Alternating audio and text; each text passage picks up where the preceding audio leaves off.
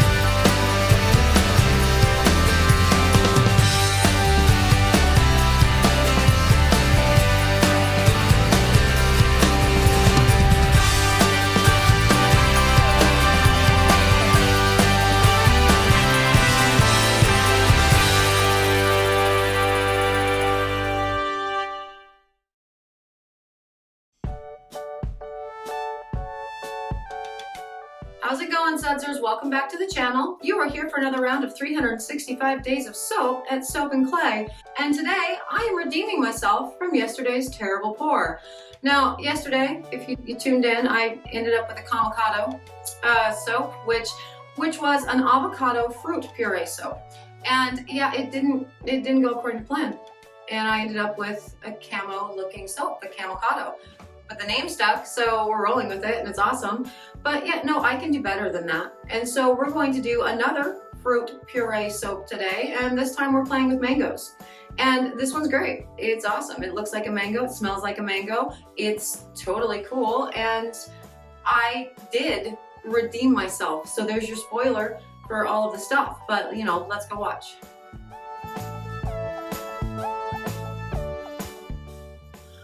So yesterday I showed you an avocado puree soap wherein we took the avocado and froze it and put it in as a replacement for part of the distilled water in the lye solution. And today I'm going to show you, the actual process of putting the fruit puree into, ice cube form and making a puree. And we legit do this with, fresh fruit. And so this one is going to be a mango puree soap. And when you are putting purees in, there is an extra amount of sugar that you have to account for, right?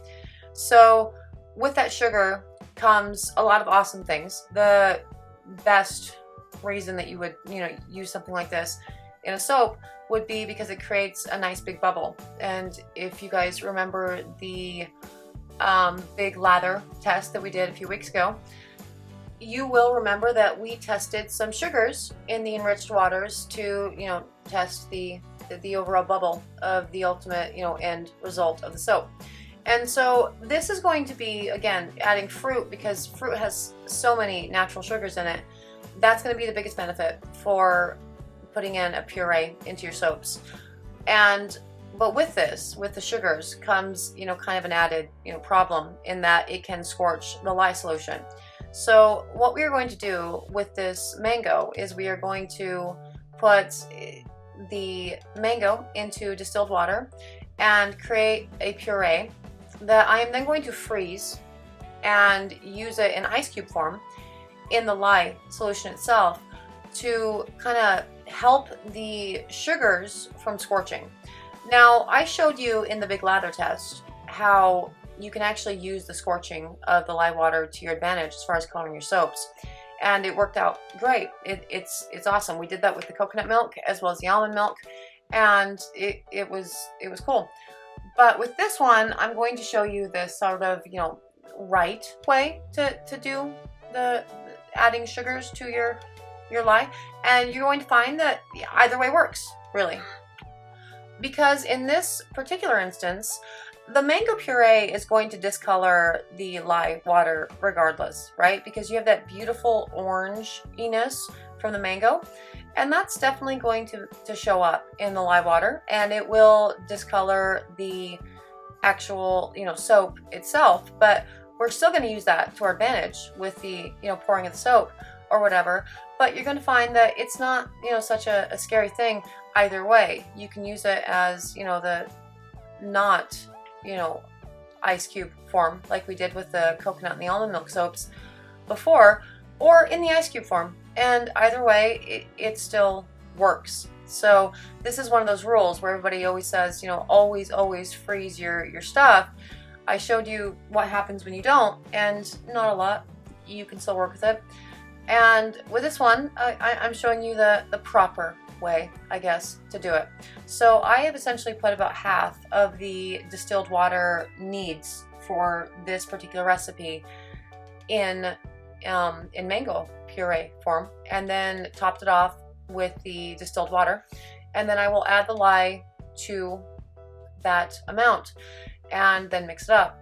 Now the heat of the lye, because again, when you're putting lye into water, it's causing an exothermic reaction, and essentially what it's doing, it is pissing off the lye, really, and because it's looking for its mate, right? And it's looking everywhere for it, and as it's looking, it's not going to find it within the H2O solution, within the water solution, and it's like frenetically trying to find it. And so as a result, it gets really hot because, you know, a lot of speed and everything going on, and it will eventually get very dejected and sad and start cooling down and realizing that it's not going to find its match, but it remains an unstable solution. And it will remain so until you actually put your lye solution into your fatty acids, into your oils and your butters. And then it gets happy again, and it starts to make its new bonds and form a new chemical compound, which, you know, chemically speaking, soap is a salt. And that's cool. But anyway, you see with this, I am really working to get all of the clumps and everything out of the ice and really melt down the ice within this lye, because it did kind of quickly heat it all up and it's melting down the ice cubes, and that's cool because, yeah, chemistry's fun. And once I have fully melted down all the ice cubes, I'm going to let that sit for a while until it cools down to at least 120 degrees is the, you know, big thing that they say you should wait to soap out. But I think I'm going to actually wait for a little bit longer with this guy and soap a little bit closer to room temperature, just because I want to keep the batter nice and fluid. So the oils themselves are sitting at about 98.6 degrees, and my lye water is sitting at about 83 degrees. Now, because we used it in ice cube form, this particular batch, which makes about a dozen bars, it cooled down, the lye solution cooled down to that 83 degrees within about an hour. If you were using regular distilled water, it would take, maybe an hour and a half or so to get it to cool to room temperature. And we are now going to work on, you know, the emulsification and everything. We're going to get this just to emulsification with this, because we do have 5 colors going on. Now, the overall pour of this bar is meant to mimic like the outside of a mango. So like on the bottom of a mango, you have like the green colors, and then it's yellow, and then it moves into the oranges, and then finally like the pinky reds. Now you see that? You see how we have some separation that's coming off of the stick there? It's starting to separate. The oils and the waters are separating there. It's not emulsified. You need to keep mixing. And I do recommend all soap makers learn what emulsification looks like. That's very important, because once you hit emulsification, you don't need to go any farther, right? You really don't. This is just kind of basic chemistry. Once you hit emulsification, no matter what you do to the batter from that point on, it's going to become soap. But you have to hit emulsification before that can happen. Now we are on to the pour. And with this pour, because we've hit emulsification, and that's awesome, again, we are going to be doing a 4-color kind of swirl with this. So we're going to start with the green, and then we're going to go green-yellow, and then we're going to go yellow-orange, and we're going to go orange, and we're going to go orange-pink, and then we're just going to go pink to create sort of like the outside of a mango is the end result with that. And this soap is scented with a beautiful mango blend. This is one of my most favorite blends to ever exist in the history of ever. And I get that I say that about everything, but I would never make a soap that smells bad. I mean, stop. So yeah, they're all my favorite. Now, in order to achieve this sort of, you know, kind of gradual, you know, color shift from green to, you know, ultimately pink, I'm going to put a little bit of the green into the mold, and then I'm going to mix some of the next color, which will be the yellow, into the green and create sort of in the pot swirl and pour that on top of the green, the solid green that's in there. And then, you know, it'll go from, you know, that to just straight yellow, and then yellow to orange, and then straight orange, and then orange to pink, and then straight pink, which hopefully will yield a cool kind of mango looking bar, because again, it's a themed soap. So we have the mango puree in it, and it smells like mango, and we even have mango butter in this blend. Now about this blend, we have a 50-50 split between liquid oils and solid oils and butters, and part of that solid oil and butter is the mango butter. And I like mango butter. I find it's kind of like a dry butter though, so it doesn't have nearly the sort of moisturizing oomph that a shea butter or a cocoa butter will have. But for this purpose, again, because it's a themed bar, you have to include mango butter. Like, how can you not? It's an easy insertion to create like the theme all around. So we're going to be doing an in the pot swirl with the remainder of the green and a little bit of the yellow to pour over the main green that's sitting there in the mold. And yeah, it's gonna be, you know, theoretically awesome and totally cool and totally look like a mango when it's all said and done. That is the plan. But you see how lovely this batter is? I have found that every time I work with mango butter, it actually tends to extend the trace. It sort of like, you know, slows the trace in soaps. And I kind of stammer over those words because I don't like using the terms trace when describing soaps, because I don't fully buy it. It's such a weird arbitrary thing, like trace. It means different things to different people. But also, you know, soap makers watch my videos, and so you're familiar with the term trace, and so let's, you know, sort of describe it in the terms that you understand.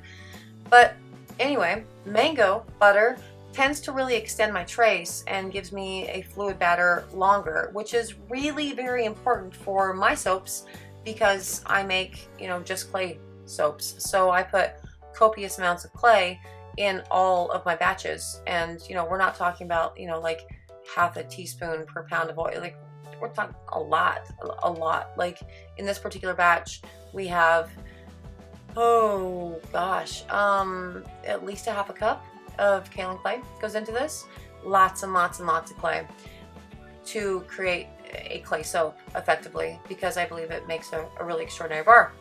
So when you do that, you're sucking some of the extra water from your soaps, and so you kind of have to modify your batches accordingly. And for me, that means soaping at a higher water percentage within my soap recipes to essentially give the batch itself some extra water for the clay to adhere to bond to, and sort of soak up. Otherwise, my bars would be incredibly thick all the time, and there would be problems with the end result.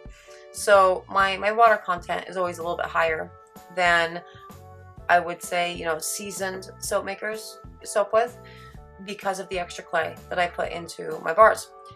Now with this, we are just doing a little swirl with this to kind of give it some, you know, not quite yellow, not quite orange color, and then we'll pour it over the in the pot swirl that we did before. And yeah, it's so pretty. I'm sorry, I really enjoy actually watching it, you know, I enjoy watching the pour when I'm not physically pouring it, because obviously I'm physically pouring it, like the thing that you're seeing, but the audio gets put on these videos after the pour, so I'm not in the moment of doing the pouring and the things, and so just watching the batter go into the mold, it's very satisfying to me. And I think that's, you know, honestly a reason why a lot of soap makers get into this, is because they watch things like this and go, this is very satisfying, and I want to be part of that. And then, you know, you actually become a part of it, and you have to, you know, sort of deal with the stressors and everything that comes from being the one that's making the soap and dealing with the batter that could be getting too overly thick and all the things and, you know, whatever. Anyway, we are now on to the orange / pink layer. So we're just gonna put a little bit of pink into the orange and give that a couple swirls, and then put that on top of the, you know, yellow orange blend, and, you know, keep moving up the bar. Now, with this particular recipe, I've never actually made this one before, but I thought since I wanted to play with fruit purees, and it's, you know, summertime or whatever, I thought it'd be really cool to put some fruit puree soaps into the line just for funsies and have some nice cool themed soaps. And so we have the avocado, we have the mango, and we have the watermelon soap that is also part of the summer line this year. And yeah, that's cool. Let's fruit it up, because summer is awesome and it's bright and it's tangy and it's, you know, great. Now I'm just talking about eating, which I need to do today. I haven't done that yet. Anyway, yeah, so straight pink at this point. We're going to put the rest of the soap in the mold there, and so we have no batter left. And we will put the mold back on its bottom there and scrape everything off. And this is a completely unnecessary step, and I sort of just decided this on the fly as I was looking at this loaf, that I would like a kind of interestingly, you know, textured top. And so I'm just going to take the skewer to it and pull the undercolors up to the top. And so for like half the bar, you're going to see a hint of the colors that, you know, sort of exist beneath. And I think that adds some cool interest to the bar. And it's cool that my soap is this consistency that's allowing me to do a cool textured top, because I actively try to never let my soap get this thick, so I never get to do textured tops. So in this case, look, here it is. Yay for sugars in soap making, and it's thick enough to do the thing, so I'm going to do it. Now, this soap is going to cure overnight. We are going to C-pop it. We are going to force it through gel so we can keep all those big, beautiful, vibrant colors, and then we will go ahead and cut it in the morning and see, you know, what it looks like.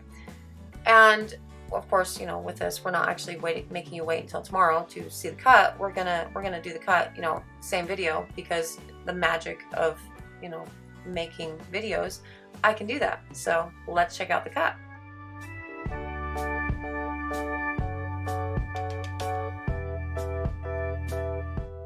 Okay, so it is cut day, and look at that. It's so cute, and everything looks beautiful. It's, yeah, everything's nice and smooth.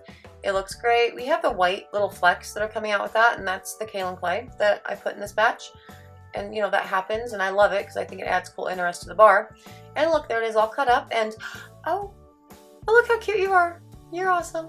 Yep, I love you. This is literally exactly what I was going for with, you know, the changes of the colors from the green to the pink, and, you know, sort of the outside, you know, skin of mango, and the little flecks and everything really add some good texture and, you know, character to the bar, because, you know, in a mango, it's that's actually on point. That looks really good.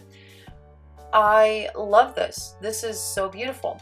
And the soap itself, it smells amazing. It's such a good blend. This mango is so bright and so, you know, really juicy, and kind of like a mouth-watering aroma. And it's such a happy summer scent. And yeah, no, it's good. I'm excited to put this one in the summer line. And, you know, that's the thing. There it is. It's day 50, the mango soap, made with mango puree that we froze and put into the lye in place of distilled water. And yeah, she's beautiful. I like you a lot. I'm really happy. See, I know how to do things. This is a mango fruit puree soap. Actual mango puree in the soap.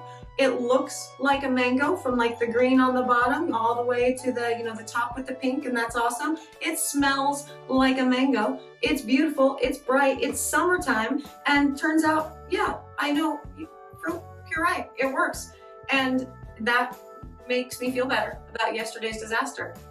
Anyway, thank you so much for joining us for another round of 365 days of soap. I really appreciate it. If you are interested in the mango puree soap, you can find it on the website at soapandclay.com. If you're interested in following me on social media, thank you. Do the things, Soap and Clay at Instagram and Twitter, and I don't even use soap at Facebook. And if you are interested in more soapy antics, subscribe to the channel. That's how you get it. We're doing this every single day, which means that maybe you don't need to subscribe because you just know to come back every single day, but subscribe because, you know, one day I want to be a real YouTuber. Anyway, thank you so much for joining us for another day, and I will see you tomorrow. Bye.